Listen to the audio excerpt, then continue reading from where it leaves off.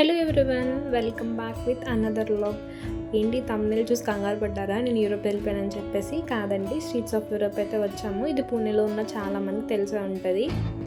Day 1 and day 2 in Maharashtra అని చెప్పేసి long videos అలాగే షార్ట్స్ కూడా పోస్ట్ చేశాను. ఎవరైనా చూడకపోతే ఇప్పుడే వెళ్ళి చూసేయండి. సో డే 2 సాయంత్రం ఏంటంటే 1 అవర్కి బస్ టైం ఇంకా గ్యాప్ ఉంటే సర్లీ గ్యాప్లో వెళ్ళి కవర్ చేసేద్దామని స్ట్రీట్స్ ఆఫ్ యూరోప్ అయితే వచ్చాయన్నమాట. ఎందుకంటే మేము ఉన్న ప్లేస్ దగ్గర నుంచి స్ట్రీట్స్ ఆఫ్ యూరోప్ అనేది చాలా దగ్గర అనమాట. ఇంతలా చూడడానికి వచ్చినప్పుడు స్ట్రీట్స్ ఆఫ్ యూరోప్ వతియా కదా అని చెప్పేసి ఈ వీడియో ఎండ్లో చెప్తాను. మిస్ అవ్వకుండా అయితే చూసేయండి. Apart from all these, let's explore streets of Europe with me. ఎలా ఉంది ఏంటి మొత్తం వీడియో అయితే కవర్ చేశాను. తప్పకుండా మిస్ అవ్వకుండా చూసేయండి. అలాగే మీలో ఎంతమంది స్ట్రీట్స్ ఆఫ్ యూరోప్ విజిట్ చేశారో పూణేలో ఉన్న వాళ్ళైతే కమెంట్ చేసేయండి. నాకేమనిపించిందో జెన్యున్గా రివ్యూ అయితే చెప్తాను. స్ట్రీట్స్ ఆఫ్ యూరోప్ అయితే బాగుంది, కానీ నాకు ఎందుకో ఫొటోస్ దిగడానికి మాత్రమే వచ్చినట్టు అనిపించింది. చాలామంది అయితే ఫొటోస్ దిగడానికే వచ్చారనమాట. నాకు ఇంకేమనిపించింది అంటే ఈ స్ట్రీట్స్ ఆఫ్ యూరోప్లో కొంచెం మ్యూజిక్ టైప్ యాడ్ చేసి ఉంటే బాగుండేది. ఎందుకంటే ఇది మొత్తం ఆల్రెడీ మాల్ లాగే ఉంది. లైక్ షాప్స్ కానీ ఫుడ్ కానీ ఏదైనా కానీ మొత్తం మాల్ లాగే ఉంది. కానీ మ్యూజిక్ పెట్టుంటే వచ్చే వాళ్ళకి కూడా ఇంట్రెస్ట్ ఉంటుంది. ఎందుకంటే ఫ్లోర్ చూసిన తర్వాత ఎక్స్ప్లోర్ చేయాలన్నా ఏం చేయాలన్నా మనకు కొంచెం ఇంట్రెస్ట్ రావాలి కదా. సో నాకైతే ఇది అనిపించింది. మీరేం రివ్యూ ఇస్తారో కింద కమెంట్ సెక్షన్లో షేర్ చేసుకోండి.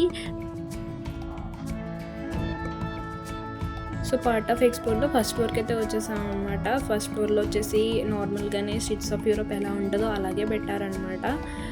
ఈవెన్ 3 ఫ్లోర్స్ కూడా అలాగే ఉన్నాయి. మనం ఫొటోస్ దిగాలనుకుంటే దిగి అక్కడ ఉండి వెళ్ళిపోవచ్చు అనమాట. కావాలితే ఫుడ్ తిని. స్ట్రీట్స్ ఆఫ్ యూరోప్ వెళ్తున్నప్పుడు అయితే నాకు డౌట్ వచ్చింది, ఎంట్రీ ఫీజు ఉందా లేదా అని చెప్పేసి. ఎంట్రీ ఫీజు అయితే లేదనమాట. ఇప్పుడు మీరు చూసిన ఫస్ట్ ఫ్లోర్ కదా, సెకండ్ ఫ్లోర్కి థర్డ్ ఫ్లోర్కి వెళ్ళేసరికి డిఫరెన్స్ ఏంటంటే ఆ బెలూన్స్ అనేవి మనకి దగ్గరగా కనిపిస్తాయి అనమాట. ఆ ల్యాంప్స్ అనేవి ఓవరాల్గా చెప్పాలంటే బాగుంది. కానీ నిజంగా ఫస్ట్ టైం యూరోప్ వెళ్ళిన వాళ్ళు ఎవరైనా ఉంటే ఇలా ఉంటుంది యూరోప్ అని ఊహించుకోవడానికి అనమాట.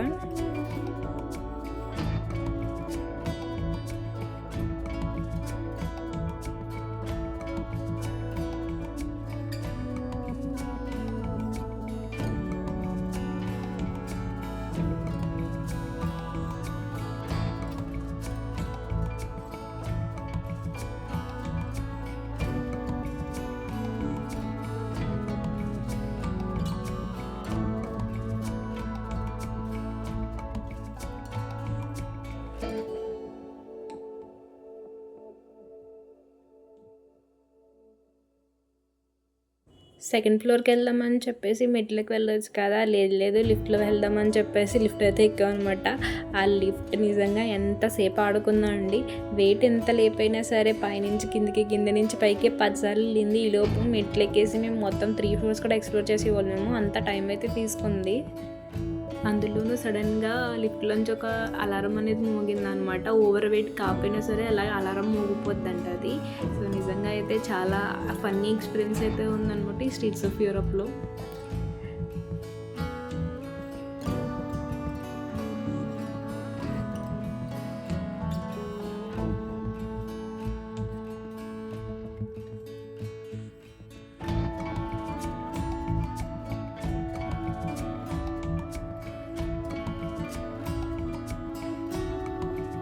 మొత్తానికి అయితే ఎలాగైతే సెకండ్ ఫ్లోర్కి వచ్చేసాం అనమాట. ఈ ఫ్లోర్లో ఏంటంటే ఎక్కువ మంది ఏం లేరు. ఎందుకంటే మ్యాక్సిమం అందరూ కింద ఫుడ్ తినడంలోనూ ఫస్ట్ ఫ్లోర్లో ఫొటోస్ వేయడంలోనే బిజీగా ఉన్నారు. So second and third floors ఏంటంటే ఖాళీగా ఉన్నాయన్నమాట. ఇవి కొంచెం చూడడానికి హౌసెస్ చూసారు కదా, ఇందాక చెప్పాను కదా, బెలూన్స్ అనేవి ఆ లయన్స్ అనేవి మనకి దగ్గరగా ఉన్నట్టు అనిపిస్తాయి.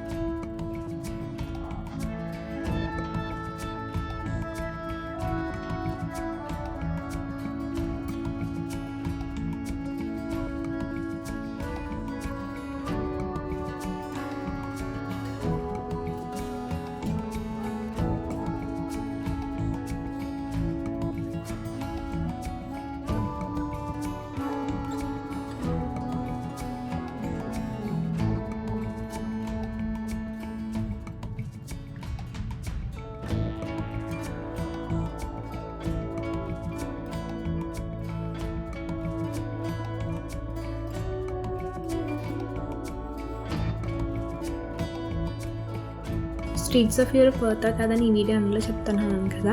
ఎంట్రన్స్ ఫీ ఏం లేదు కాబట్టి ఓన్లీ విజిట్ చేయడానికి అయితే బాగుందనే చెప్పచ్చు.